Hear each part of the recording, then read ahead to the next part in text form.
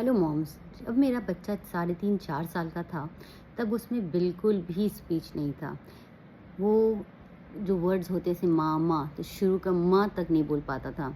उसमें eye contact भी बिल्कुल नहीं था। मगर आज अल्हम्दुलिल्लाह अल्हम्दुलिल्लाह वो लिखता है, वो पढ़ता है, कम्युनिकेशन है उसमें। मैं ये नहीं बोलूँगी कि बिल्कुल वो फ्लुएंटली कम्युनिकेट करता है अपने एज के बच्चों की तरह। बहुत ज़्यादा वो इकोलेली अभी भी यूज़ करता है, बट अल्हम्दुलिल्लाह अल्हम्दुलिल्लाह इट्स अ ग्रेट इम्प्रूवमेंट। जब हम आज से 4 साल पहले देखें तो वो बिल्कुल नहीं बोल पाता था, और अब अल्हम्दुलिल्लाह अल्हम्दुलिल्लाह वो जहाँ तक पहुँचा है, उसके लिए मैंने बहुत मेहनत की है, कंसिस्टेंटली काम किया है। तो आज मैं आपको वो स्टेप्स बताना चाहती हूँ, जैसे आपकी भी मदद हो। तो पहले मैंने क्या किया, he was around 3.5 when he was not speaking at all. तो सबसे पहले मैं उसको एक ईएनटी डॉक्टर के पास लेकर गई, उसका कान चेकअप कराने के लिए। तो जब हमने उसका कान का चेकअप कराया, तो first step always comes is, अगर आपका बच्चा स्पीच डिलेड है, वो नहीं बोल रहा है, तो पहला स्टेप होता है ईयर चेकअप। तो उसका ईयर चेकअप बिल्कुल नॉर्मल आया। तब उस एज में यहाँ पे कोई डायग्नोसिस नहीं होता है कि उसे ऑटिज़म है या एडीएचडी है, तब नहीं होता है। पर इसका मतलब ये नहीं है कि मैं बैठ गई और इंतज़ार की कि उसे तो कुछ डायग्नोसिस नहीं है तो बोलेगा। नो, अर्ली इंटरवेंशन, उसके ऊपर काम करना शुरू करना बहुत ज़रूरी है। उस वक्त मैं स्कूल में काम करती थी, तो मैंने पहले अपने स्कूल से रिज़ाइन किया और फिर मैंने उसके ऊपर काम करना शुरू किया। मेरा पूरा दिन जो था ना, वो स्ट्रक्चर्ड होता था अराउंड माई चाइल्ड।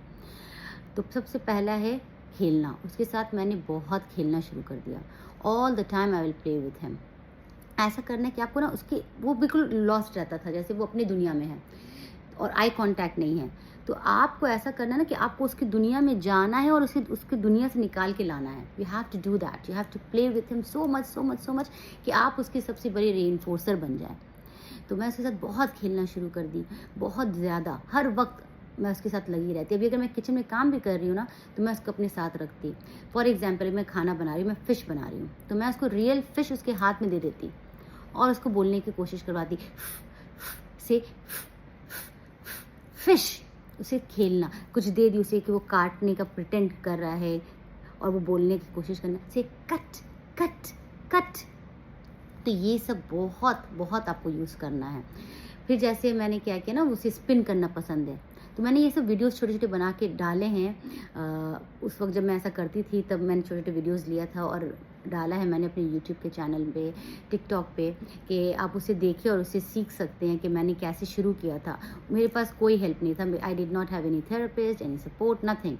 मैं खुद सीखी। एक कोर्स जो मैंने किया था ऑनलाइन, वो अगर आप चाहें तो आप कमेंट करें, मैं आपको बता दूँगी क्या कौन सा, और फ्री, बिल्कुल फ्री था वो कोर्स। तो मैं पूरा उसके डिटेल डाल दूँगी, आप भी कर सकते हैं। उसके बाद जॉइंट अटेंशन पे काम करना, जैसे उसे मैंने देखा कि उसे वीडियोस देखना पसंद है, और कौन सा वीडियोस देखना पसंद है, तो मैं लैपटॉप लेकर बैठती, ठीक है?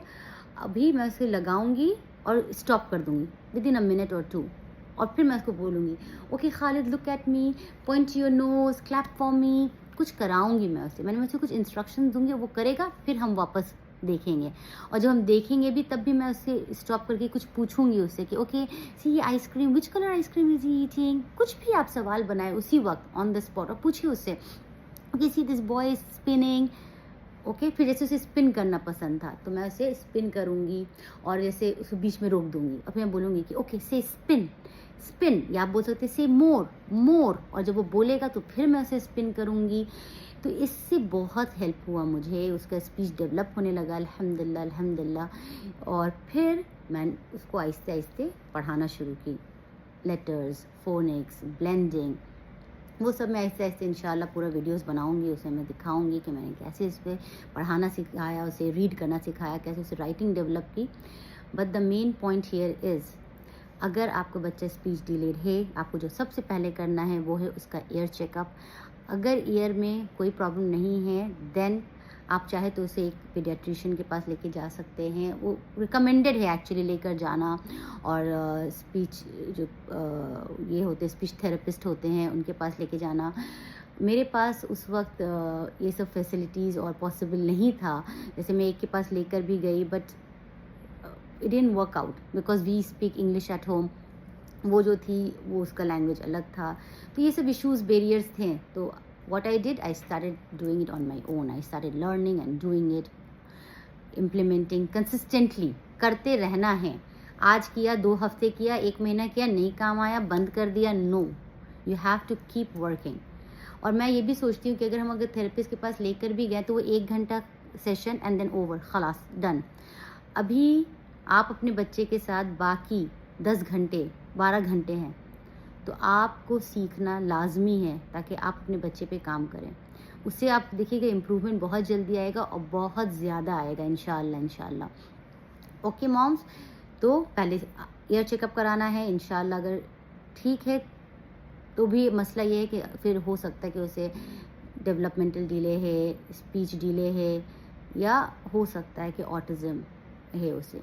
ओके, उसके बाद आपको उसके ऊपर काम करना शुरू करना है. You don't have to wait for diagnosis, start working immediately. Early intervention is the key. Please do watch this video, share this video. Thank you for watching. Subscribe to my channel. इंशाल्लाह मुझे भी support मिले और मैं आपको support कर पाऊँ अपने बच्चे की स्पीच डेवलपमेंट जर्नी में. Okay, thank you so much. Bye bye.